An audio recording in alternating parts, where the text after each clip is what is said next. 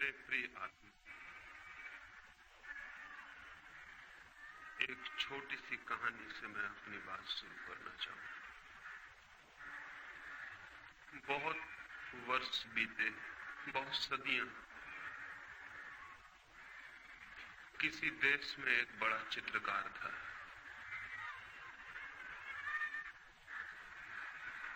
वो जब अपनी युवावस्था में था, उसने सोचा कि मैं एक ऐसा चित्र बनाऊं जिसमें भगवान का आनंद झलकता हो। मैं ऐसी दो आंखें चित्रित करूं जिनमें अनंत शांति झलकती हो। मैं ऐसे एक व्यक्ति को खोजूं, एक ऐसे मनुष्य को जिसका चित्र जीवन के जो पार है, जगत से जो दूर है, उसकी खबर लाता हो।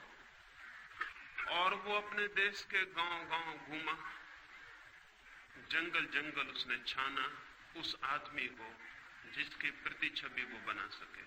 और आखिर एक पहाड़ पर गाय चराने वाले एक चरवाहे को उसने खोज लिया। उसकी आंखों में कोई झलक थी, उसके चेहरे की रूपरेखा में कोई दूर की खबर थी। उसे देखकर ही लगता था कि मनुष्य के भीतर परमात्मा भी है। उसने उसके चित्र को बनाया। उस चित्र की लाखों प्रतियां गांव-गांव, दूर-दूर के देशों में बिकी। लोगों ने उस चित्र को घर में टांग कर अपने को धन्य समझा। फिर 20 वर्ष बाद वो चित्रकार बूढ़ा हो गया था और उस चित्रकार को एक ख्याल और आया। जीवन भर के अनुभव से उसे पता चला था कि आदमी में भगवान ही अगर अकेला होता तो ठीक था, आदमी में शैतान भी दिखाई पड़ता है। उसने सोचा कि मैं एक चित्र और बनाऊं जिसमें आदमी के भीतर शैतान की छवि हो, तब मेरे दोनों चित्र पूरे मनुष्य के चित्र बन सकेंगे। वो फिर गया बुढ़ापे में, जुआ घरों में, शराब खानों में, पागल घरों में। उसने खोजबीन की उस आदमी की जो आदमी न हो, शैतान हो, जिसकी आंखों में नरक की लपटें जलती हों, जिसके चेहरे की आकृति उस सब का स्मरण दिलाती हो जो अशुभ है, कुरूप है, असुंदर है। वो पाप की प्रतिमा की खोज में निकला। एक प्रतिमा उसने परमात्मा की बनाई थी, वो एक प्रतिमा पाप की भी बनाना चाहता था। और बहुत खोजने के बाद एक कारागृह में उसे एक कैदी मिल गया जिसने 7 हत्याएं की थी और जो थोड़े ही दिनों बाद मृत्यु की प्रतीक्षा कर रहा था, फांसी पर लटकाया जाने को। उस आदमी की आंखों में नरक के दर्शन होते थे, घृणा जैसे साक्षात थी। उस आदमी की चेहरे की रूपरेखा ऐसी थी कि वैसा कुरूप मनुष्य खोजना मुश्किल था। उसने उसके चित्र को बनाया।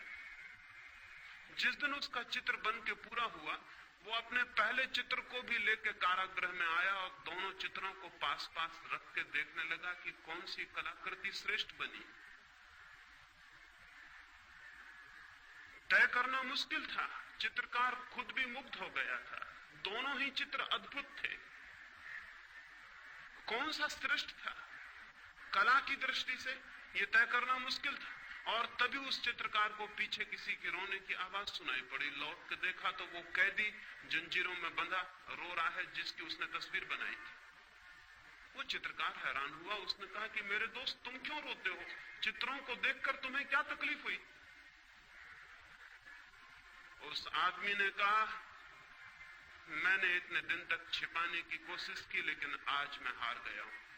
शायद तुम्हें पता नहीं कि पहली तस्वीर भी तुमने मेरी ही बनाई थी। ये दोनों तस्वीरें मेरी। 20 साल पहले पहाड़ पर जो आदमी तुम्हें मिला था वो मैं ही। और इसलिए रोता हूं कि मैंने 20 साल में कौन सी यात्रा कर ली, स्वर्ग से नरक की, परमात्मा से पाप की। पता नहीं ये कहानी कहां तक सच हो या न हो, लेकिन हर आदमी के जीवन में 2 तस्वीरें हैं। हर आदमी के भीतर शैतान है और हर आदमी के भीतर परमात्मा भी, और हर आदमी के भीतर नरक की भी संभावना है और स्वर्ग की भी। हर आदमी के भीतर सौंदर्य के फूल भी खिल सकते हैं और कुरूपता के गंदे डबरे भी बन सकते हैं। प्रत्येक आदमी इन दो यात्राओं के बीच निरंतर डोल रहा है। ये दो छोर हैं जिनमें से आदमी किसी को भी छू सकता है, और अधिक लोग नरक के छोर को छू लेते हैं, और बहुत कम सौभाग्यशाली हैं जो अपने भीतर परमात्मा को उघाड़ पाते हो। क्या हम अपने भीतर परमात्मा को उघाड़ पाने में सफल हो सकते हैं? क्या हम वो प्रतिमा बनेंगे जहां परमात्मा की झलक मिले? ये कैसे हो सकता है?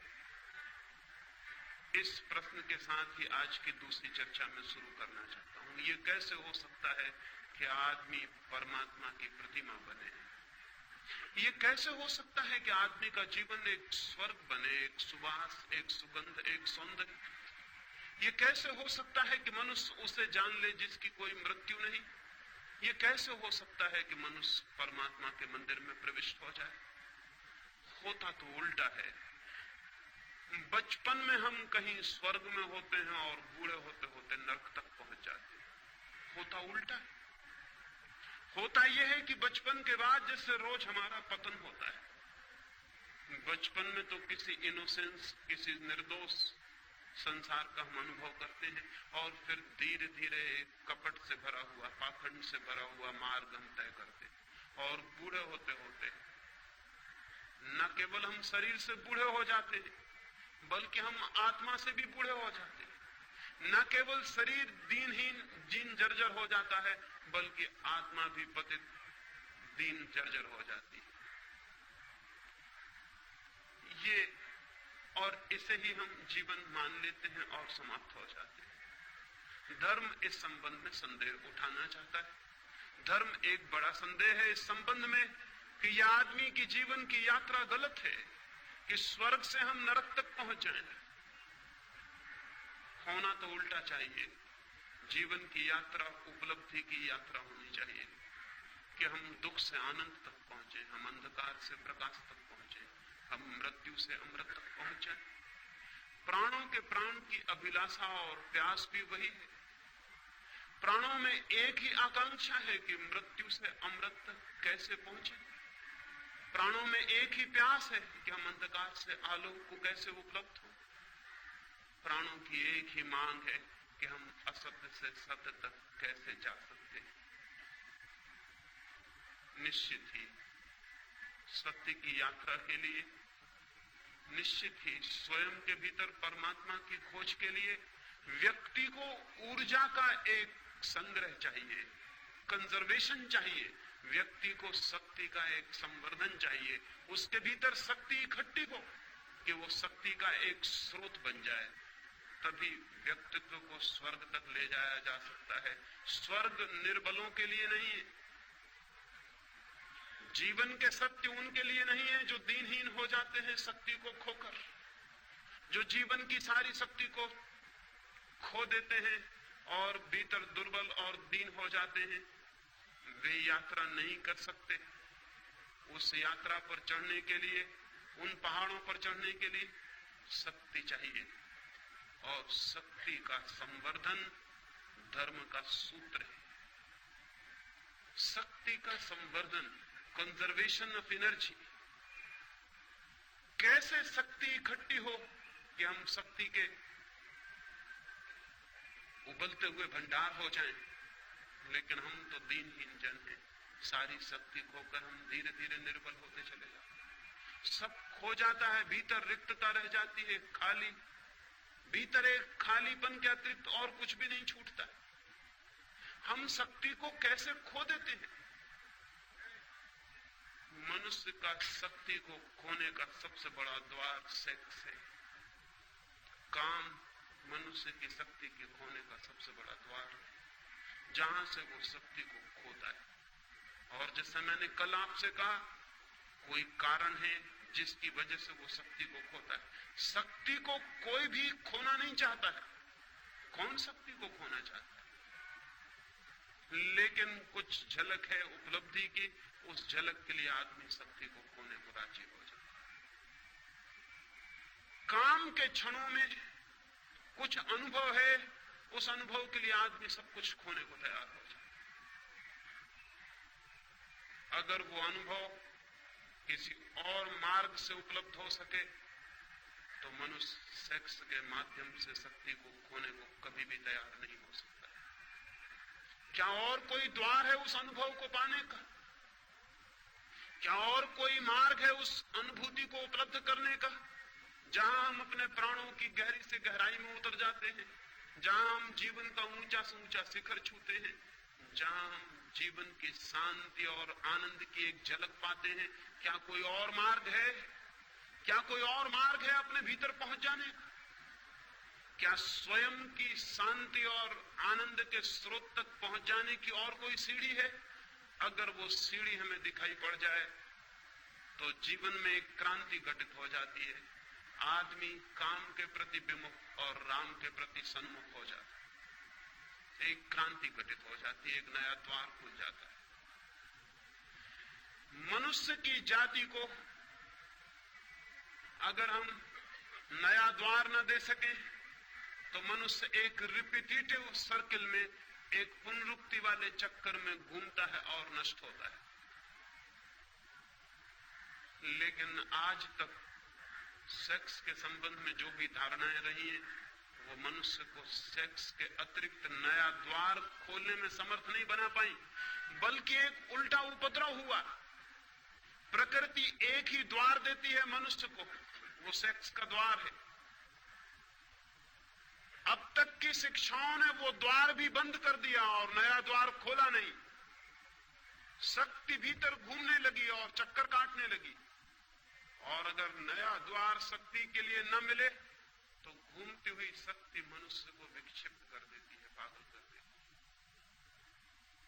है। और विक्षिप्त मनुष्य फिर न केवल उस द्वार से जो सेक्स का सहज द्वार था निकलने की चेष्टा करता है, वो दीवारों और खिड़कियों को तोड़कर भी उसकी शक्ति बाहर बहने लगती है। वो अप्राकृतिक मार्गों से भी सेक्स की शक्ति बाहर बहने लगती है। ये दुर्घटना घटी है। ये मनुष्य जाति के बड़े से बड़े दुर्भाग्यों में से एक है। नया द्वार नहीं खोला गया और पुराना द्वार बंद कर दिया गया।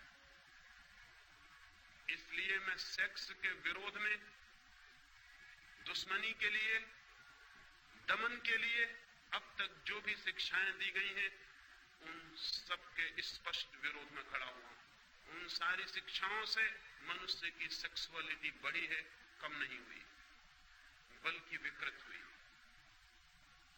क्या करें? लेकिन कोई और द्वार खोला जा सकता है? मैंने आपसे कल कहा, संभोग के क्षण की जो प्रतीति है, वो प्रतीति दो बातों की है, टाइमलेसनेस और इगोलेसनेस की। समय शून्य हो जाता है और अहंकार विलीन हो जाता है। समय शून्य होने से और अहंकार विलीन होने से हमें उसका एक झलक मिलती है जो हमारा वास्तविक जीवन, लेकिन क्षण भर की झलक और हम वापस अपनी जगह खड़े हो जाते हैं और एक बड़ी ऊर्जा, एक बड़ी वैद्युतिक शक्ति का प्रवाह है, इसमें हम खो देते हैं। फिर उस झलक की याद, स्मृति मन को पीड़ा देती रहती है। हम वापस उस अनुभव को पाना चाहते हैं, वापस उस अनुभव को पाना चाहते हैं। और वो झलक इतनी छोटी है, एक क्षण में खो जाती है, ठीक से उसकी स्मृति भी नहीं रह जाती कि क्या थी झलक, हमने क्या जाना था। बस एक धुन, एक अर्ज, एक पागल प्रतीक्षा रह जाती है फिर उस अनुभव को पाने की। और जीवन भर आदमी इसी चेष्टा में संलग्न रहता है, लेकिन उस झलक को एक क्षण से ज्यादा नहीं पा सकता है। वही झलक ध्यान के माध्यम से भी उपलब्ध होती है। मनुष्य की चेतना तक पहुंचने के दो मार्ग हैं, काम और ध्यान, सेक्स और मेडिटेशन। सेक्स प्राकृतिक मार्ग है जो प्रकृति ने दिया हुआ है, जानवरों को भी दिया हुआ है, पक्षियों को भी दिया हुआ है, पौधों को भी दिया हुआ है, मनुष्यों को भी दिया हुआ है। और जब तक मनुष्य केवल प्रकृति के दिए हुए द्वार का उपयोग करता है, तब तक वो पशुओं से ऊपर नहीं हो सकता। वो सारा द्वार तो पशुओं के लिए भी उपलब्ध। मनुष्यता का प्रारंभ उस दिन से होता है जिस दिन से मनुष्य सेक्स के अतिरिक्त एक नया द्वार खोलने में समर्थ हो जाता। उसके पहले हम मनुष्य नहीं है, नाम मात्र को मनुष्य। उसके पहले हमारे जीवन का केंद्र पशु का केंद्र है, प्रकृति का केंद्र है। तब तक हम उसके ऊपर नहीं उठ पाए, उसे ट्रांसेंड नहीं कर पाए, उसका अतिक्रमण नहीं कर पाए। तब तक हम पशुओं की भांति ही जीते हैं। हमने कपड़े मनुष्यों के पहन रखे, हमने भाषा मनुष्यों की बोलते, हमने सारा रूप मनुष्यों का पैदा कर रखा है, लेकिन भीतर गहरे से गहरे मन के तल पर हम पशुओं से ज्यादा नहीं होते, नहीं हो सकते हैं। और इसलिए जरा सा मौका मिल जाए और हमारी मनुष्यता को जरा सी छूट मिल जाए तो हम तत्काल पशु हो जाते हैं। हिंदुस्तान पाकिस्तान का बंटवारा हुआ और हमें दिखाई पड़ गया कि आदमी के कपड़ों के भीतर जानवर बैठा हुआ है। हमें दिखाई पड़ गया कि वो लोग जो कल मस्जिद में प्रार्थना करते थे और मंदिर में गीता पढ़ते थे, वो क्या कर रहे हैं? वो हत्याएं कर रहे हैं, वो बलात्कार कर रहे हैं, वो सब कुछ कर रहे हैं। वही लोग जो मंदिरों मस्जिदों में दिखाई पड़ते थे, वही लोग बलात्कार करते हुए दिखाई पड़ने लगे। क्या हो गया इनको? अभी दंगा फसाद हो जाए, अभी यहां दंगा हो जाए और यही आदमी को दंगे में मौका मिल जाएगा अपनी आदमी से छुट्टी ले लेने, और फौरन वो जो भीतर छिपा हुआ पशु है प्रकट हो जाए। वो हमेशा तैयार है, वो प्रतीक्षा कर रहा है कि मुझे मौका मिल जाए। भीड़ भाड़ में उसे मौका मिल जाता है तो वो जल्दी से छोड़ देता है अपना ख्याल, वो जो बांध बूंद के उसने रखा हुआ है। भीड़ में मौका मिल जाता है उसे भूल जाने का कि मैं भूल जाऊं अपने को। इसलिए आज तक अकेले आदमियों ने उतने पाप नहीं किए हैं जितने भीड़ में आदमियों ने पाप किए। अकेला आदमी थोड़ा डरता है कि कोई देख लेगा, अकेला आदमी थोड़ा सोचता है कि मैं ये क्या कर रहा हूं। अकेले आदमी को अपने कपड़ों की थोड़ी फिक्र होती है कि लोग क्या कहेंगे, जानवर हो। लेकिन जब बड़ी भीड़ होती है तो अकेला आदमी कहता आप कौन देखता, आप कौन पहचानता। वो भीड़ के साथ एक हो जाता है, उसकी आइडेंटिटी मिट जाती है। अब वो फला नाम का आदमी नहीं, अब एक बड़ी भीड़ है और बड़ी भीड़ जो करती है वो भी करता है, हत्या करता है, आग लगाता है, बलात्कार करता है। भीड़ में उसे मौका मिल जाता है कि वो अपने पशु को फिर से छुट्टी दे दे जो उसके भीतर छिपा है। और इसीलिए आदमी 10-5 वर्षों में युद्ध की प्रतीक्षा करने लगता है, दंगों की प्रतीक्षा करने लगता है। अगर हिंदू मुस्लिम का बहाना मिल जाए तो हिंदू मुस्लिम सही, अगर हिंदू मुस्लिम का ना मिले तो गुजराती मराठी भी काम कर सकता है। अगर गुजराती मराठी ना हो तो हिंदी बोलने वाला और गैर हिंदी बोलने वाला भी काम कर सकता है। कोई भी बहाना चाहिए आदमी को, उसके भीतर के पशु को छुट्टी चाहिए। वो घबरा जाता है, पशु भीतर बंद रहते रहते वो कहता है मुझे प्रकट होने दो। और आदमी के भीतर का पशु तब तक नहीं मिटता है जब तक पशुता का जो सहज मार्ग है उसके ऊपर मनुष्य की चेतना ना उठे।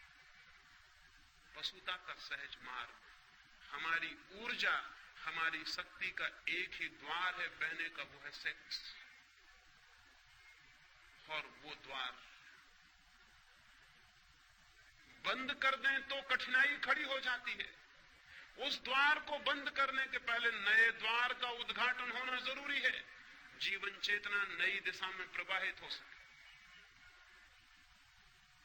लेकिन यह हो सकता है यह आज तक किया नहीं गया, नहीं किया गया क्योंकि दमन सरल मालूम पड़ा, रूपांतरण कठिन। दबा देना किसी बात को आसान है, बदलने की विधि और साधना की जरूरत है। इसलिए हमने सरल मार्ग का उपयोग किया कि दबा दो अपने भीतर। लेकिन हम ये भूल गए कि दबाने से कोई चीज नष्ट नहीं होती है, दबाने से और बलशाली हो जाती। और हम ये भी भूल गए कि दबाने से हमारा आकर्षण और गहरा होता है। जिसे हम दबाते हैं वो हमारे चेतना की और गहरी परतों में प्रविष्ट हो जाता है। हम उसे दिन में दबा लेते हैं, वो सपनों में हमारे आंखों में झूलने लगता है। हम उसे रोजमर्रा दबा लेते हैं, वो हमारे भीतर प्रतीक्षा करता है कि कब मौका मिल जाए, कब मैं फूट पड़ूं, निकल पड़ूं। जिसे हम दबाते हैं उससे हम मुक्त नहीं होते, हम और गहरे अर्थों में और गहराइयों में और अचेतन में और अनकॉन्शियस तक उसकी जड़ें पहुंच जाती हैं और वो हमें जकड़ लेता है। आदमी सेक्स को दबाने के कारण ही बन गया और जकड़ गया। और यही वजह है पशुओं का तो सेक्स का कोई अवधि होती है, कोई पीरियड होता है वर्ष में। आदमी की कोई अवधि ना रही, कोई पीरियड ना रहा। आदमी 24 घंटे 12 महीने सेक्सुअल है। सारे जानवरों में कोई जानवर ऐसा नहीं कि जो 12 महीने और 24 घंटे कामुकता से भरा हुआ। उसका वक्त है, उसकी ऋतु है, वो आती है और चला जाता है, और फिर उसका स्मरण भी खो जाता है। आदमी को क्या हो गया? आदमी ने दबाया जिस चीज को, वो फैलकर उसके 24 घंटे और 12 महीने के जीवन पर फैल गई। कभी आपने इस पर विचार किया कि कोई पशु हर स्थिति में हर समय कामुक नहीं होता, लेकिन आदमी हर स्थिति में हर समय कामुक है। जैसे कामुकता उबल रही है, जैसे कामुकता ही सब कुछ है। ये कैसे हो गया? ये दुर्घटना कैसे संभव हुई है? पृथ्वी पर सिर्फ मनुष्य के साथ हुई है और किसी जानवर के साथ नहीं। क्यों?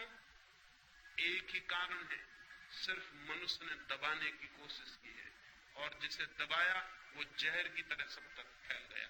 और दबाने के लिए हमें क्या करना पड़ा? दबाने के लिए हमें निंदा करनी पड़ी, दबाने के लिए हमें गाली देनी पड़ी, दबाने के लिए हमें अपमानजनक भावनाएं पैदा करनी पड़ी। हमें कहना पड़ा सेक्स पाप है, हमें कहना पड़ा कि सेक्स नरक है, हमें कहना पड़ा कि जो सेक्स में है वो गरेत है, निंदित है।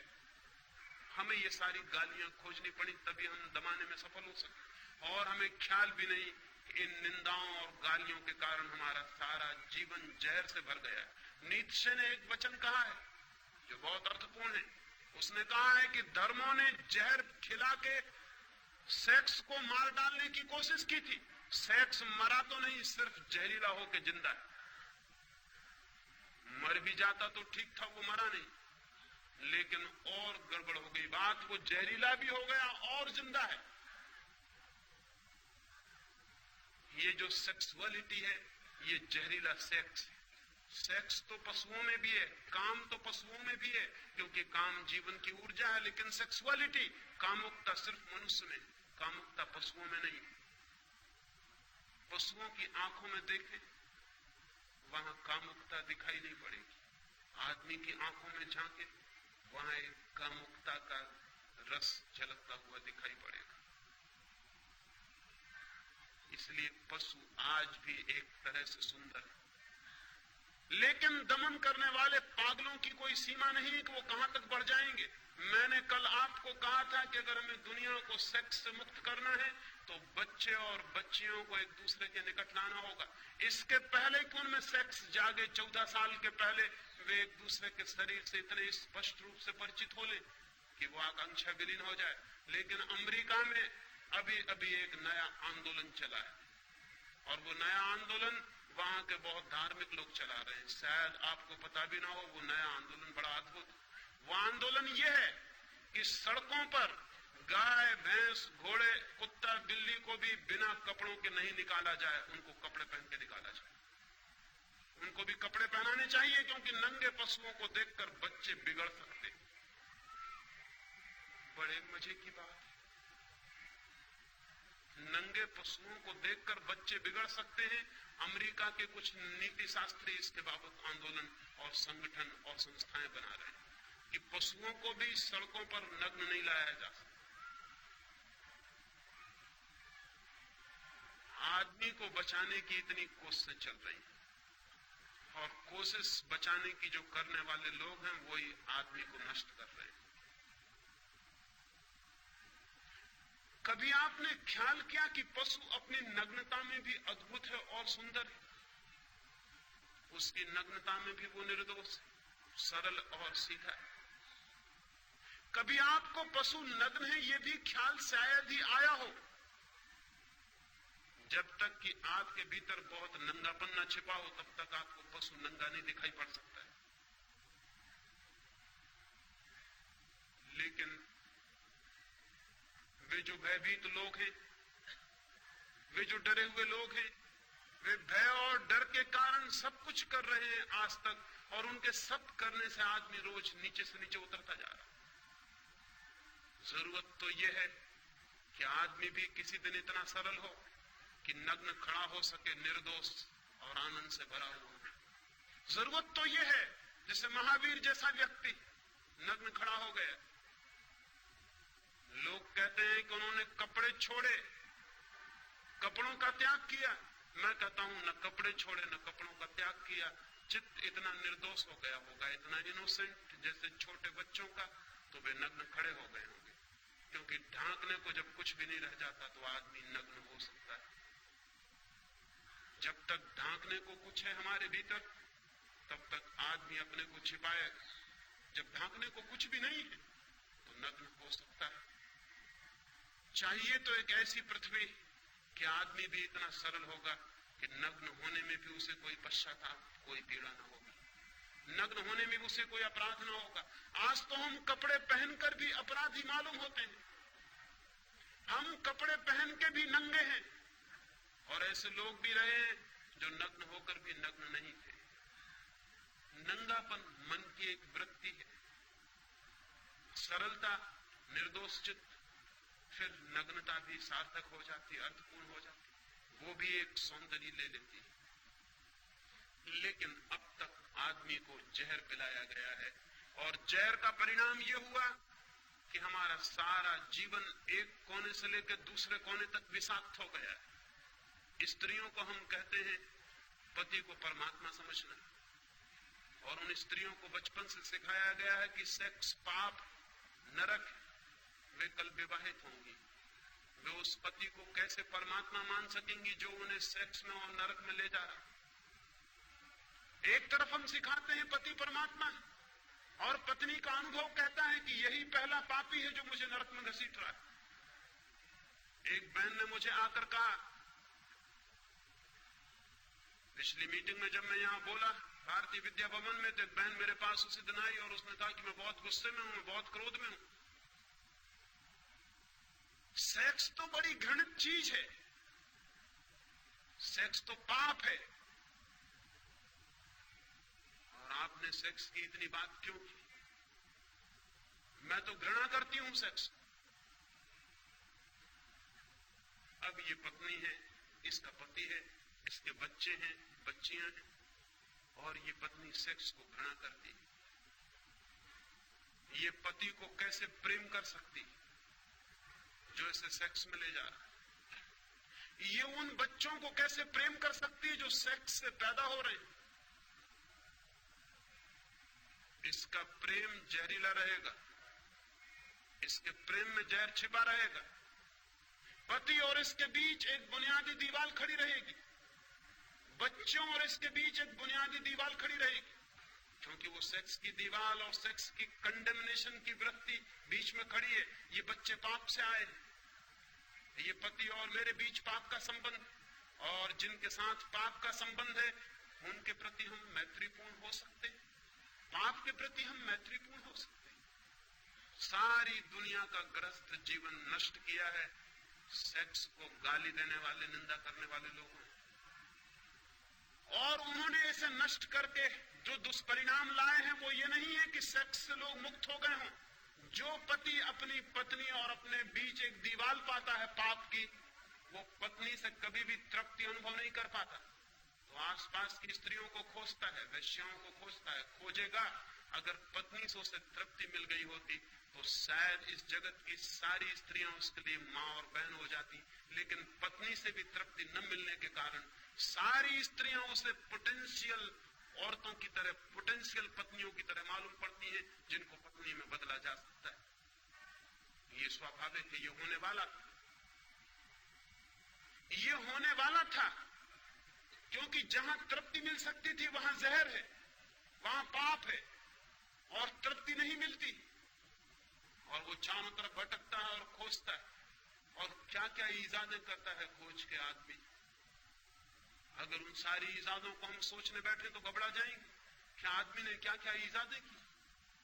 लेकिन एक बुनियादी बात पर ख्याल नहीं किया कि वो जो प्रेम का कुआं था, वो जो काम का कुआं था, वो जहरीला बना दिया गया। और जब पति और पत्नी के बीच जहर का भाव हो, घबराहट का भाव हो, पाप का भाव हो, तो फिर ये पाप की भावना रूपांतरण नहीं करने देगी। अन्यथा मेरी समझ ये है कि एक पति और पत्नी अगर एक दूसरे के प्रति समझ पूर्वक प्रेम से भरे हुए, आनंद से भरे हुए और सेक्स के प्रति बिना निंदा के सेक्स को समझने की चेष्टा करेंगे तो आज नहीं कल उनके बीच का संबंध रूपांतरित हो जाने वाला है।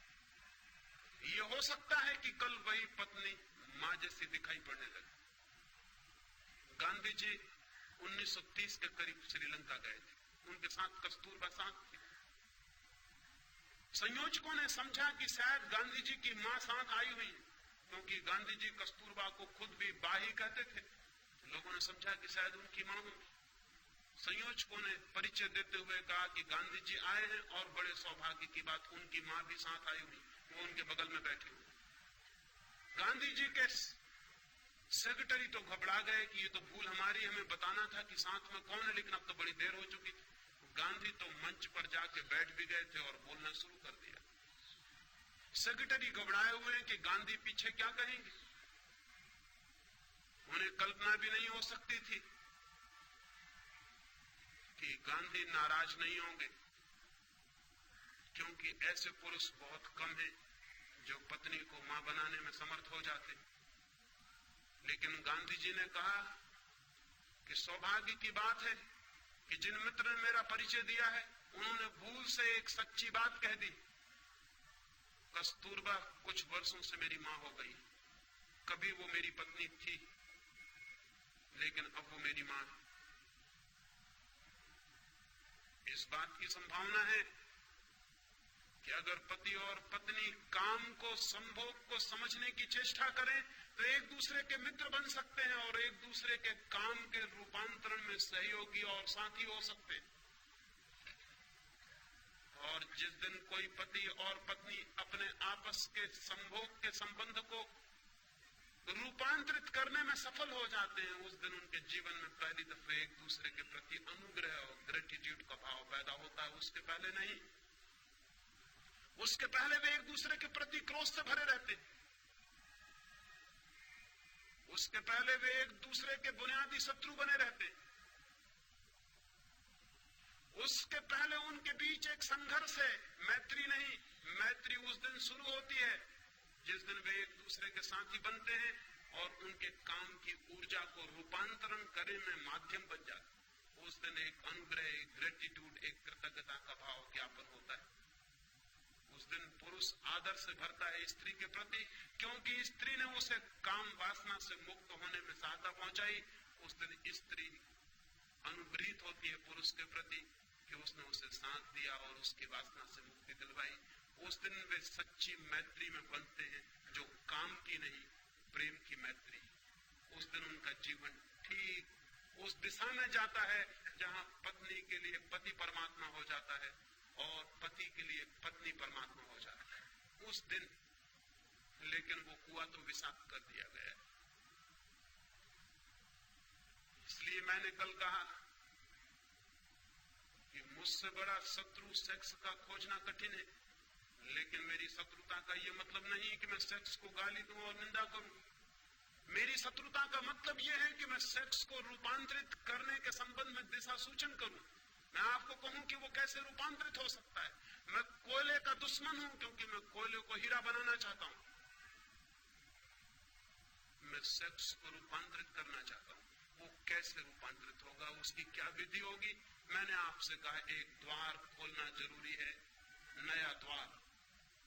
बच्चे जैसे ही पैदा होते हैं वैसे ही उनके जीवन में सेक्स का आगमन नहीं हो जाता है।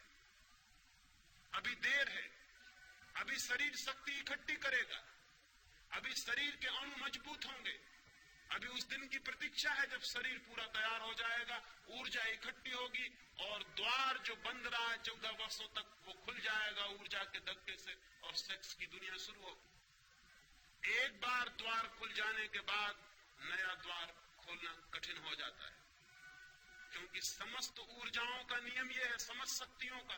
वे एक दफा अपना मार्ग खोज लें बहने के लिए तो वे उसी मार्ग से बहना पसंद करती।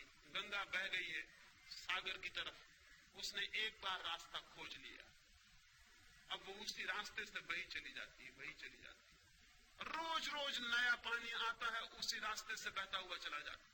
गंगा रोज नए रास्ते नहीं खोजती।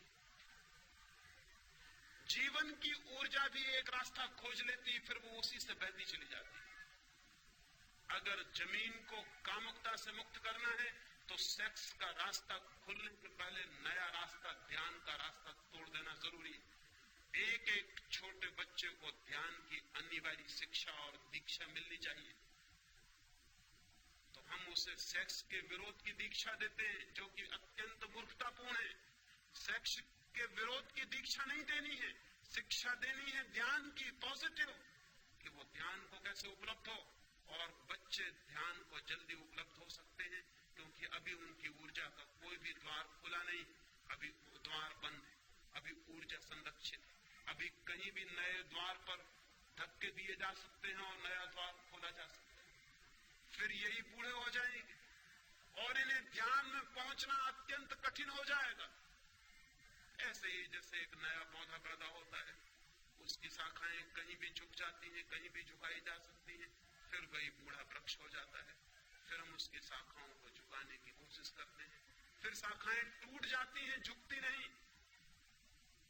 बूढ़े लोग ध्यान की चेष्टा करते हैं दुनिया में, जो बिल्कुल ही गलत है। ध्यान की सारी चेष्टा छोटे बच्चों पर की जानी चाहिए। लेकिन मरने के करीब पहुंच के आदमी ध्यान में उत्सुक होता है।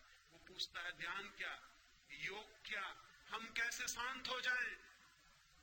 जब जीवन की सारी ऊर्जा खो गई, जब जीवन के सब रास्ते सख्त और मजबूत हो गए, जब झुकना और बदलना मुश्किल हो गया, तब वो पूछता है अब मैं कैसे बदल जाऊं? एक पैर आदमी कब्र में डाल लेता है, दूसरा पैर बाहर रख के पूछता है ध्यान का कोई रास्ता है?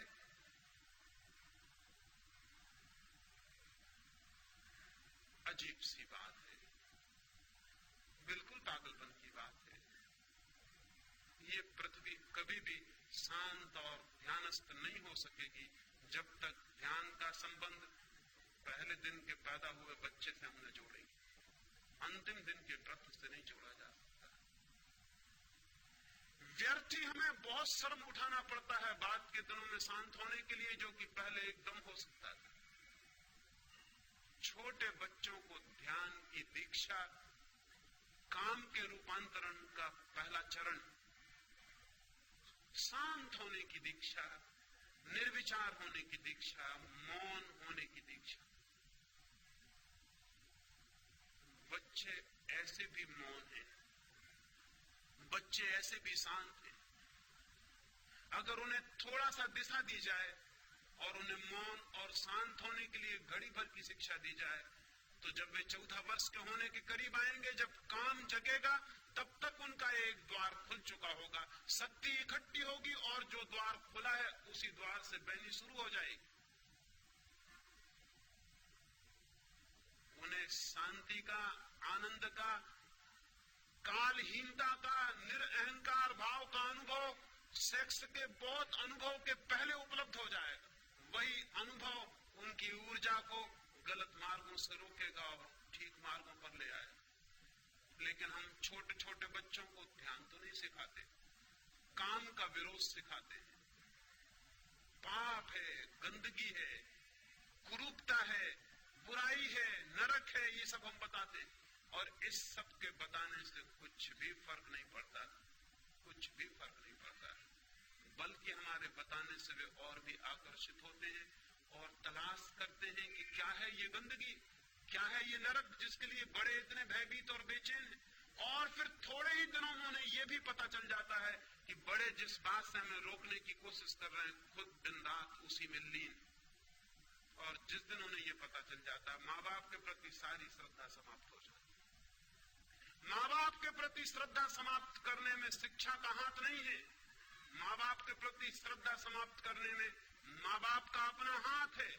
आप जिन बातों के लिए बच्चों को गंदा कहते हैं, बच्चे बहुत जल्दी पता लगा लेते हैं कि उन सारी गंदगियों में आप भली भांति लवलीन। आपकी दिन की जिंदगी दूसरी है और रात की दूसरी। आप कहते कुछ हैं, करते कुछ हैं। छोटे बच्चे बहुत एक्यूट ऑब्जर्वर होते हैं, वो बहुत गौर से निरीक्षण करते रहते हैं कि क्या हो रहा है घर में। वो देखते हैं कि माँ जिस बात को गंदा कहती है, बाप जिस बात को गंदा कहता है, वही गंदी बात दिन रात घर में चल रही। इसका उन्हें बहुत जल्दी बोध हो जाता है। उनका सारा श्रद्धा का भाव विलीन हो जाता है कि धोखेबाज है ये माँ बाप, पाखंडी हैं, हिपोक्रेट हैं, ये बातें कुछ और कहते हैं, करते कुछ और हैं। और जिन बच्चों का माँ बाप पर से विश्वास उठ गया, वो बच्चे परमात्मा पर कभी विश्वास नहीं कर सकेंगे, इसको याद रखना। क्योंकि बच्चों के लिए परमात्मा का पहला दर्शन माँ बाप में होता है। अगर वो वहीं खंडित हो गया तो ये बच्चे भविष्य में नास्तिक हो जाने वाले। बच्चों को पहले परमात्मा की प्रतीति अपने माँ बाप की पवित्रता से होती है। पहली दफा बच्चे माँ बाप को ही जानते हैं निकटतम, और उनसे ही उन्हें पहली दफा श्रद्धा और रिवरेंस का भाव पैदा होता है। अगर वही खंडित हो गया तो इन बच्चों को मरते दम तक वापस परमात्मा के रास्ते पे लाना मुश्किल हो जाएगा। क्योंकि पहला परमात्मा ही धोखा दे गया, जो माँ थी, जो बाप था, वही धोखेबाज सिद्ध हुआ। आज सारी दुनिया में जो लड़के ये कह रहे हैं कि कोई परमात्मा नहीं है, कोई आत्मा नहीं, कोई मोक्ष नहीं है, धर्म सब बकवास है, उसका कारण ये नहीं है कि लड़कों ने पता लगा लिया है कि आत्मा नहीं है, परमात्मा नहीं है। उसका कारण ये है कि लड़कों ने माँ बाप का पता लगा लिया है कि वो धोखेबाज। और ये सारा धोखा सेक्स के आसपास केंद्रित है। ये सारा धोखा सेक्स के केंद्र पर खड़ा हुआ है। बच्चों को ये सिखाने की जरूरत नहीं कि सेक्स पाप है, बल्कि ईमानदारी से ये सिखाने की जरूरत है कि सेक्स जिंदगी का एक हिस्सा है और तुम सेक्स से ही पैदा हुए और हमारी जिंदगी में वो है, ताकि बच्चे सरलता से माँ बाप को समझ सके और जब जीवन को वो जाने तो वो आदर से भर सके कि माँ बाप सच्चे और ईमानदार थे। उनको जीवन में आस्तिक बनाने में इससे बड़ा संबल और कुछ भी नहीं होगा कि वो अपने माँ बाप को सच्चा और ईमानदार अनुभव कर सके। लेकिन आज सब बच्चे जानते हैं कि माँ बाप बेईमान और धोखेबाज।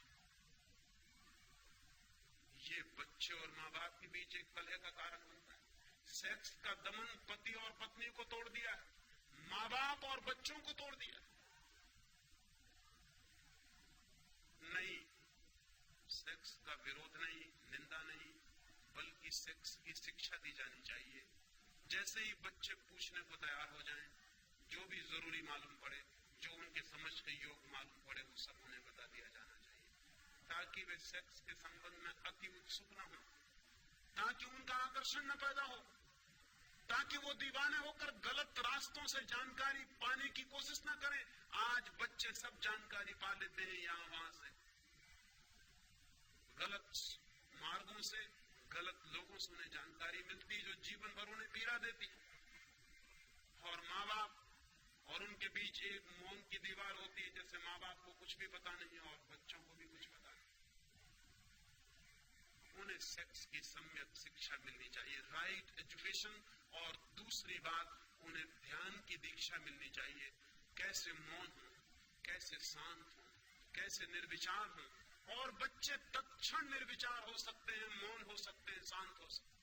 24 घंटे में 1 घंटे अगर बच्चों को घर में मौन में ले जाने की व्यवस्था हो, निश्चित ही वे मौन में तभी जा सकेंगे जब आप भी उनके साथ मौन बैठ सकें। हर घर में 1 घंटा मौन का अनिवार्य होना चाहिए। एक दिन खाना न मिले घर में तो चल सकता है, लेकिन 1 घंटा मौन के बिना घर नहीं चल सकता। वो घर झूठा है, उस घर को परिवार कहना गलत है जिस परिवार में 1 घंटे की मौन की दीक्षा नहीं। वो 1 घंटे का मौन 14 वर्षों में उस दरवाजे को तोड़ देगा, रोज धक्के मारेगा, उस दरवाजे को तोड़ देगा जिसका नाम ध्यान है। जिस ध्यान से मनुष्य को समयहीन, टाइमलेसनेस, इगोलेसनेस, अहंकार शून्य अनुभव होता है, जहां से आत्मा की झलक मिलती है। वो झलक सेक्स के अनुभव के पहले मिल जानी जरूरी। अगर वो झलक मिल जाए तो सेक्स के प्रति अतिशय दौड़ समाप्त हो जाएगी, ऊर्जा इस नए मार्ग से बहने लगेगी। ये मैं पहला चरण कहता हूं। ब्रह्मचर्य की साधना में, सेक्स के ऊपर उठने की साधना में, सेक्स की ऊर्जा के ट्रांसफॉर्मेशन के लिए पहला चरण है ध्यान और दूसरा चरण है प्रेम। बच्चे को बचपन से ही प्रेम की दीक्षा दी जानी चाहिए। हम अब तक यही सोचते रहे हैं कि प्रेम की शिक्षा मनुष्य को सेक्स में ले जाएगी। ये बात अत्यंत भ्रांत है। सेक्स की शिक्षा तो मनुष्य को प्रेम में ले जा सकती है, लेकिन प्रेम की शिक्षा कभी किसी मनुष्य को सेक्स में नहीं ले जाती। बल्कि सच्चाई उल्टी है, जितना प्रेम विकसित होता है उतनी ही सेक्स की ऊर्जा प्रेम में रूपांतरित होकर बटनी शुरू हो जाती है। जो लोग जितने कम प्रेम से भरे होते हैं उतने ही ज्यादा कामुक होंगे, उतने ही सेक्सुअल होंगे। जिनके जीवन में जितना कम प्रेम है उनके जीवन में उतनी ही ज्यादा घृणा होगी। जिनके जीवन में जितना कम प्रेम है उनके जीवन में उतना ही विद्वेष होगा। जिनके जीवन में जितना कम प्रेम है उनके जीवन में उतनी ही ईर्ष्या होगी। जिनके जीवन में जितना कम प्रेम है उतनी ही उनके जीवन में प्रतिस्पर्धा होगी। जिनके जीवन में जितना कम प्रेम है उनके जीवन में उतनी चिंता और दुख होगा। दुख, चिंता, ईर्ष्या, घृणा, द्वेष, इन सब से जो आदमी जितना ज्यादा घिरा है उसकी शक्तियां सारी की सारी भीतर इकट्ठी हो जाती हैं। उनके निकास का कोई मार्ग नहीं रह जाता। उनके निकास का एक ही मार्ग रह जाता है, वो सेक्स। प्रेम शक्तियों का निकास बनता है। प्रेम बहाव है, क्रिएशन, सृजनात्मक है प्रेम, इसलिए वो बहता है और एक तृप्ति लाता है। वो तृप्ति सेक्स की तृप्ति से बहुत ज्यादा कीमती और गहरी। जिसे वो तृप्ति मिल गई वो फिर कंकड़ पत्थर नहीं बीनता, जिसे हीरे जवाहरात मिलने शुरू हो जाते। लेकिन घृणा से भरे आदमी को वो तृप्ति कभी नहीं मिलती। घृणा में वो तोड़ देता है चीजों को, लेकिन तोड़ने से कभी किसी आदमी को कोई तृप्ति नहीं मिलती। तृप्ति मिलती है निर्माण करने से। द्वेष से भरा आदमी संघर्ष करता है, लेकिन संघर्ष से कोई तृप्ति नहीं मिलती। तृप्ति मिलती है दान से, देने से, छीन लेने से नहीं। संघर्ष करने वाला छीन लेता है, छीनने से वो तृप्ति कभी नहीं मिलती जो किसी को दे देने से और दान से उपलब्ध होती है। महत्वाकांक्षी आदमी एक पद से दूसरे पद की यात्रा करता रहता है, लेकिन कभी भी शांत नहीं हो पाता। शांत वे होते हैं जो पदों की यात्रा नहीं बल्कि प्रेम की यात्रा करते हैं, जो प्रेम के एक तीर्थ से दूसरे तीर्थ की यात्रा करते हैं। जितना आदमी प्रेमपूर्ण होता है उतना तृप्ति, एक कंटेंटमेंट, एक गहरा संतोष, एक आनंद का भाव, एक उपलब्धि का भाव उसके प्राणों के रग रग में बहने लगता है। उसके सारे शरीर से एक रस झलकने लगता है जो तृप्ति का रस है, जो आनंद का रस है। वैसा तृप्त आदमी सेक्स की दिशाओं में नहीं जाता। जाने के लिए, रोकने के लिए चेष्टा नहीं करनी पड़ती, वो जाता ही नहीं। क्योंकि यही तृप्ति क्षण भर को सेक्स से मिलती थी, प्रेम से ये तृप्ति 24 घंटे को मिल जाती। तो दूसरी दिशा है कि व्यक्तित्व का अधिकतम विकास प्रेम के मार्गों पर होना चाहिए। हम प्रेम करें, हम प्रेम दें, हम प्रेम में जिए। और जरूरी नहीं है कि हम प्रेम मनुष्य को ही देंगे तभी प्रेम की दीक्षा होगी। प्रेम की दीक्षा तो पूरे व्यक्तित्व के प्रेम पूर्ण होने की दीक्षा है। वो तो टू बी लविंग होने की दीक्षा है। एक पत्थर को भी हम उठाएं तो ऐसे उठा सकते हैं जैसे मित्र को उठा रहे हैं, और एक आदमी का हाथ भी हम ऐसे पकड़ सकते हैं जैसे शत्रु का हाथ पकड़े हुए। एक आदमी वस्तुओं के साथ भी प्रेमपूर्ण व्यवहार कर सकता है। एक आदमी आदमियों के साथ भी ऐसा व्यवहार करता है जैसा वस्तुओं के साथ भी नहीं करना चाहिए। घृणा से भरा हुआ आदमी वस्तुएं समझता है मनुष्यों को। प्रेम से भरा हुआ आदमी वस्तुओं को भी व्यक्तित्व देता है। एक फकीर से मिलने एक जर्मन यात्री गया हुआ था। वो किसी क्रोध में होगा, उसने दरवाजे पर जोर से जूते खोल दिए। जब जूतों को पटका, धक्का दिया दरवाजे को जोर से। क्रोध में आदमी जूते भी खोलता है तो ऐसे जैसे जूते दुश्मन, दरवाजा भी खोलता है तो ऐसे जैसे दरवाजे से कोई झगड़ा हो। दरवाजे को धक्के देकर वो भीतर गया, उस फकीर से जाके नमस्कार किया। उस फकीर ने कहा कि नहीं, अभी मैं नमस्कार का उत्तर न दे सकूंगा, पहले तुम दरवाजे से और जूतों से क्षमा मांगो। उस आदमी ने कहा, पागल हो गए हैं, दरवाजों और जूतों से क्षमा? क्या उनका भी कोई व्यक्तित्व है? उस फकीर ने कहा, तुमने क्रोध करते समय कभी भी ना सोचा कि इनका कोई व्यक्तित्व है। तुमने जूते ऐसे पटके जैसे उनमें जान हो, जैसे उनका कोई कसूर हो। तुमने दरवाजा ऐसा खोला जैसे तुम दुश्मन हो। नहीं, जब तुमने क्रोध करते वक्त उनका व्यक्तित्व मान लिया तो पहले पहले जाओ क्षमा मांग के आ जाओ, तब मैं तुमसे आगे बात करूं, अन्यथा मैं बात करने को नहीं। अब वो आदमी दूर जर्मनी से उस फकीर को मिलने गया था, इतनी सी बात पर मुलाकात ना हो सकेगी, मजबूरी थी, उसे जाके दरवाजे पर हाथ जोड़ के क्षमा मांगनी पड़ी कि मित्र क्षमा कर दो। जूतों को कहना पड़ा माफ करिए, भूल हो गई हमने जो आपको इस भांति गुस्से में खोला।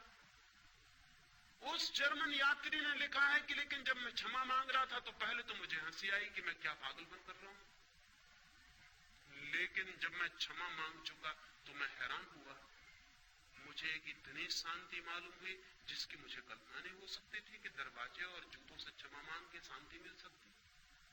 मैं जाकर उस फकीर के पास बैठा, वो हंसने लगा और उसने कहा अब ठीक, अब कुछ बात हो सकती है, तुमने थोड़ा प्रेम जाहिर किया, अब तुम संबंधित हो सकते हो, समझ भी सकते हो, क्योंकि अब तुम प्रफुल्लित हो, अब तुम आनंद से भर गए हो। सवाल मनुष्यों के साथ ही प्रेमपूर्ण होने का नहीं, प्रेमपूर्ण होने का है। ये सवाल नहीं है कि मां को प्रेम दो, ये गलत बातें हैं। जब कोई मां अपने बच्चे को कहती है कि मैं तेरी मां हूं इसलिए प्रेम कर, तब वो गलत शिक्षा दे रही है, क्योंकि जिस प्रेम में इसलिए लगा हुआ है देयरफॉर वो प्रेम झूठा। जो कहता है इसलिए प्रेम करो कि मैं बाप हूं, वो गलत शिक्षा दे रहा है। वो कारण बता रहा है प्रेम का, प्रेम अकारण होता है, प्रेम कारण सहित नहीं होता। मां कहती मैं तेरी मां हूं, मैंने तुझे इतने दिन पाला पोसा बड़ा किया इसलिए प्रेम कर, वो वजह बता रही, प्रेम खत्म हो गया। अगर वो प्रेम भी होगा तो बच्चा झूठा प्रेम दिखाने की कोशिश करेगा, क्योंकि ये मां है इसलिए प्रेम दिखाना पड़ेगा। नहीं, प्रेम की शिक्षा का मतलब है प्रेम का कारण नहीं, प्रेम पूर्ण होने की सुविधा और व्यवस्था कि बच्चा प्रेम पूर्ण हो सके। जो मां कहती मुझसे प्रेम कर क्योंकि मैं मां हूं, वो प्रेम नहीं सिखा रही। उसे ये कहना चाहिए कि ये तेरा व्यक्तित्व, ये तेरे भविष्य, ये तेरे आनंद की बात है कि जो भी तेरे मार्ग पे पड़ जाए तू उससे प्रेम पूर्ण हो। पत्थर पड़ जाए, फूल पड़ जाए, आदमी पड़ जाए, जानवर पड़ जाए, ये सवाल जानवर को प्रेम देने का नहीं, फूल को प्रेम देने का नहीं, मां को प्रेम देने का नहीं, तेरे प्रेम पूर्ण होने का है, क्योंकि तेरा भविष्य इस पर निर्भर करेगा कि तू कितना प्रेम पूर्ण है, तेरा व्यक्तित्व कितना प्रेम से भरा हुआ है, उतना तेरे जीवन में आनंद की संभावना बढ़ेगी। प्रेम पूर्ण होने की शिक्षा चाहिए मनुष्य को, तो वो कामुकता से मुक्त हो सकता है। लेकिन हम तो प्रेम की कोई शिक्षा नहीं देते, हम तो प्रेम का कोई भाव पैदा नहीं करते। हम तो प्रेम के नाम पर भी जो बातें करते हैं वो झूठी सिखाते हैं उनको। क्या आपको पता है कि एक आदमी एक के प्रति प्रेमपूर्ण और दूसरे के प्रति घृणापूर्ण हो सकता है? यह असंभव है। प्रेमपूर्ण आदमी प्रेमपूर्ण होता है, आदमियों से कोई संबंध नहीं है उस बात का। अकेले में बैठता है तो भी प्रेमपूर्ण होता है, कोई नहीं होता तो भी प्रेमपूर्ण होता है। प्रेमपूर्ण होना उसके स्वभाव की बात है, वो आपसे संबंधित होने का सवाल नहीं। क्रोधी आदमी अकेले में भी क्रोधपूर्ण होता है, घृणा से भरा आदमी अकेले में भी घृणा से भरा होता है। वो अकेले भी बैठा है तो आप उसको देख के कह सकते हैं कि यह आदमी क्रोधी है, हालांकि वो किसी पर क्रोध नहीं कर रहा है, लेकिन उसका सारा व्यक्तित्व क्रोधी है। प्रेमपूर्ण आदमी अगर अकेले में बैठा है तो आप कहेंगे यह आदमी कितने प्रेम से भरा हुआ बैठा। फूल एकांत में खिलते हैं जंगल के तो वहां भी सुगंध बिखेरते रहते हैं, चाहे कोई सूंघने वाला हो या ना हो। रास्ते से कोई निकले या निकले, फूल सुगंधित होता रहता है। फूल का सुगंधित होना स्वभाव है, इस भूल में आप मत पड़ना कि आपके लिए सुगंधित हो रहा है। प्रेमपूर्ण होना व्यक्तित्व बनाना चाहिए, वो हमारा व्यक्तित्व हो, इससे कोई संबंध नहीं कि वो किसके प्रति। लेकिन जितने प्रेम करने वाले लोग हैं वो सोचते हैं कि मेरे प्रति प्रेमपूर्ण हो जाओ और किसी के प्रति नहीं, और उनको पता नहीं कि जो सबके प्रति प्रेमपूर्ण नहीं वो किसी के प्रति प्रेमपूर्ण नहीं हो सकता। पत्नी कहती पति से मुझे प्रेम करना बस, फिर आ गया स्टॉप, फिर इधर उधर कहीं देखना मत, फिर और कहीं तुम्हारे प्रेम की जरा सी धारा ना बहे, बस प्रेम यानी इस तरफ। और उस पत्नी को पता नहीं कि ये प्रेम झूठा वो अपने हाथ से की ले रही। जो पति प्रेमपूर्ण नहीं है हर स्थिति में हर एक के प्रति, वो पत्नी के प्रति भी प्रेमपूर्ण कैसे हो सकता है? प्रेमपूर्ण 24 घंटे के जीवन का स्वभाव। वो ऐसी कोई बात नहीं कि हम किसी के प्रति प्रेमपूर्ण हो जाएं और किसी के प्रति प्रेमहीन हो जाएं, लेकिन आज तक मनुष्यता इसको समझने में समर्थ नहीं हो पाई। बाप कहता है कि मेरे प्रति प्रेमपूर्ण, लेकिन घर में जो चपरासी है उसके प्रति वो तो नौकर। लेकिन उसे पता नहीं कि जो बेटा एक बूढ़े नौकर के प्रति प्रेमपूर्ण नहीं हो पाया है, वो बूढ़ा नौकर भी किसी का बाप है। वो आज नहीं कल जब उसका बाप भी बूढ़ा हो जाएगा, उसके प्रति भी प्रेमपूर्ण नहीं रह जाएगा। तब ये बाप पछताएगा कि मेरा लड़का मेरे प्रति प्रेमपूर्ण नहीं। लेकिन इस बाप को पता ही नहीं कि लड़का प्रेमपूर्ण हो सकता था उसके प्रति भी, अगर जो भी आसपास थे सबके प्रति प्रेमपूर्ण होने की शिक्षा दी गई होती तो वो इसके प्रति भी प्रेमपूर्ण होता। प्रेम स्वभाव की बात है, संबंध की बात नहीं। प्रेम रिलेशनशिप नहीं है, प्रेम है स्टेट ऑफ माइंड, वो मनुष्य के व्यक्तित्व का भीतरी अंग है। तो हमें प्रेमपूर्ण होने की दूसरी दीक्षा दी जानी चाहिए एक एक चीज के प्रति। अगर बच्चा एक किताब को भी गलत ढंग से रखे तो गलती बात है, उसे उसी क्षण टोकना चाहिए कि तुम्हारे व्यक्तित्व के लिए शोभादायक नहीं कि तुम इस भांति किताब को रखो। कोई देखेगा, कोई सुनेगा, कोई पाएगा कि तुम किताब के साथ दुर्व्यवहार किए हो, तुम एक कुत्ते के साथ गलत ढंग से पेश आए हो। ये तुम्हारे व्यक्तित्व की गलती है। एक फकीर के बाबत मुझे ख्याल आता है। एक छोटा सा फकीर का झोपड़ा, रात थी, जोर से वर्षा होती थी, रात के 12 बजे होंगे। फकीर और उसकी पत्नी दोनों सोते थे। किसी आदमी ने दरवाजे पर दस्तक दी। छोटा था झोपड़ा, कोई शायद शरण चाहता है। उसकी पत्नी से उसने कहा कि द्वार खोल दे। कोई द्वार पर खड़ा है, कोई यात्री, कोई अपरिचित मित्र। सुनते हैं उसकी बात। उसने कहा कोई अपरिचित मित्र, हमारे तो जो परिचित हैं वो भी मित्र नहीं होते। उसने कहा कोई अपरिचित मित्र, ये प्रेम का भाव। कोई अपरिचित मित्र द्वार पर खड़ा है, द्वार खोल। उसकी पत्नी ने कहा लेकिन जगह तो बहुत कम है, हम 2 के लायक ही मुश्किल से है, कोई तीसरा आदमी भीतर आएगा तो हम क्या करेंगे। उस फकीर ने कहा पागल, ये किसी अमीर का महल नहीं है कि छोटा पड़ जाए, ये गरीब की झोपड़ी। अमीर का महल छोटा पड़ जाता है हमेशा, एक मेहमान आ जाए तो महल छोटा पड़ जाता है। ये गरीब की झोपड़ी है। उसकी पत्नी ने कहा इसमें झोपड़ी, अमीर और गरीब का क्या सवाल, जगह छोटी है। उस फकीर ने कहा जहां दिल में जगह बड़ी हो वहां झोपड़ा महल की तरह मालूम होता है, और जहां दिल में छोटी जगह हो वहां झोपड़ा तो क्या महल भी छोटा और झोपड़ा हो जाता। द्वार खोल दे। द्वार पर खड़े हुए आदमी को वापस कैसे लौटाया जा सकता है। अभी हम दोनों लेटे थे, अब 3 लेट नहीं सकेंगे, तीनों बैठेंगे। बैठने के लिए काफी जगह है। मजबूरी थी, पत्नी को दरवाजा खोल देना पड़ा। एक मित्र आ गया, पानी से भीगा हुआ उसके कपड़े बदले, फिर वो तीनों बैठ के गपशप करने लगे। दरवाजा फिर बंद है। फिर किन्हीं 2 आदमियों ने दरवाजे पर दस्तक दी। अब उस फकीर ने उस मित्र को कहा, वो दरवाजे के पास था, कि दरवाजा खोल दो, मालूम होता है कोई आया। उस आदमी ने कहा कैसे खोल दूं दरवाजा, जगह कहां है यहाँ। वो आदमी अभी 2 घड़ी पहले आया था खुद, और भूल गया ये बात कि जिस प्रेम ने मुझे जगह दी थी वो मुझे जगह नहीं दी थी, प्रेम था उसके भीतर इसलिए जगह दी थी। अब फिर कोई दूसरा आ गया, फिर जगह बनानी पड़ेगी। लेकिन उस आदमी ने कहा नहीं, दरवाजा खोलने की जरूरत नहीं, मुश्किल से हम 3 बैठे हुए। वो फकीर हंसने लगा। उसने कहा बड़े पागल हो, मैंने तुम्हारे लिए जगह नहीं की थी, प्रेम था इसलिए जगह की थी। प्रेम अब भी है, वो तुम पर चुप गई नहीं गया और समाप्त नहीं हो गया। दरवाजा खोलो। अभी हम दूर दूर बैठे हैं, फिर हम पास पास बैठ जाएंगे। पास पास बैठने के लिए काफी जगह, और रात ठंडी है, पास पास बैठने में आनंद ही और होगा। दरवाजा खोलना पड़ा। 2 आदमी भीतर आ गए।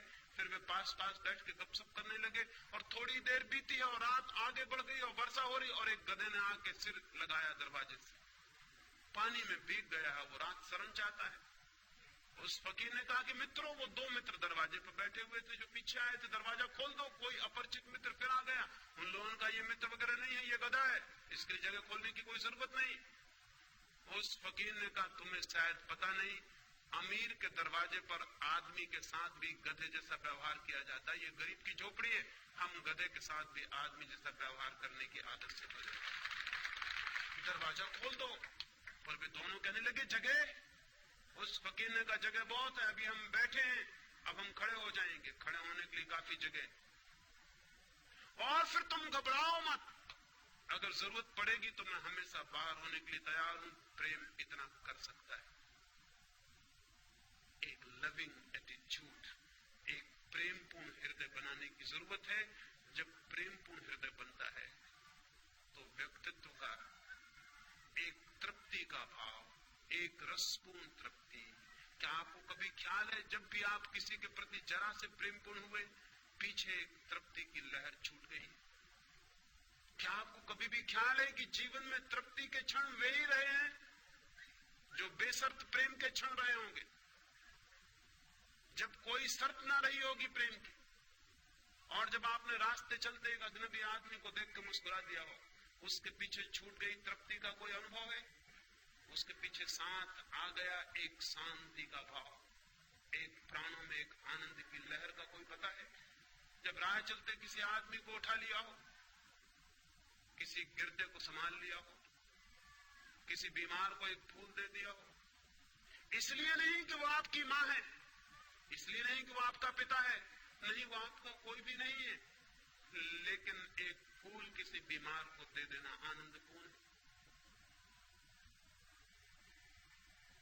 व्यक्तित्व में प्रेम की संभावना बढ़ती जानी चाहिए, वो इतनी बढ़ जानी चाहिए पौधों के प्रति, पक्षियों के प्रति, पशुओं के प्रति, आदमियों के प्रति, अपरिचितों के प्रति, अनजान लोगों के प्रति, विदेशियों के प्रति, जो बहुत दूर है उनके प्रति, जानतारों के प्रति प्रेम हमारा बढ़ता चला जाए। जितना प्रेम हमारा बढ़ता है उतनी ही सेक्स की जीवन में संभावना कम होती चली जाती है। प्रेम और ध्यान दोनों मिलकर उस दरवाजे को खोल देते हैं जो परमात्मा का दरवाजा है। प्रेम धन ध्यान बराबर परमात्मा। प्रेम और ध्यान का जोड़ हो जाए और परमात्मा उपलब्ध हो जाए, और उस उपलब्धि से जीवन में ब्रह्मचर्य फलित होता है। फिर सारी ऊर्जा एक नए ही मार्ग पर ऊपर चढ़ने लगती, फिर बह बह के निकल नहीं जाती, फिर जीवन से बाहर निकल के व्यर्थ नहीं हो जाती, फिर जीवन के भीतरी मार्गों पर गति करने लगती। उसका एक ऊर्ध्व गमन, एक ऊपर की तरफ यात्रा शुरू होती। अभी हमारी यात्रा नीचे की तरफ है। सेक्स ऊर्जा का अधोगमन, नीचे की तरफ बह जाना है। ब्रह्मचर्य ऊर्जा का ऊर्ध्वगमन है, ऊपर की तरफ उठ जाना है। प्रेम और ध्यान ब्रह्मचर्य के सूत्र हैं। तीसरी बात कल आपसे करने को हूं कि ब्रह्मचर्य उपलब्ध होगा तो क्या फल होगा, क्या होगी उपलब्धि, क्या मिल जाएगा?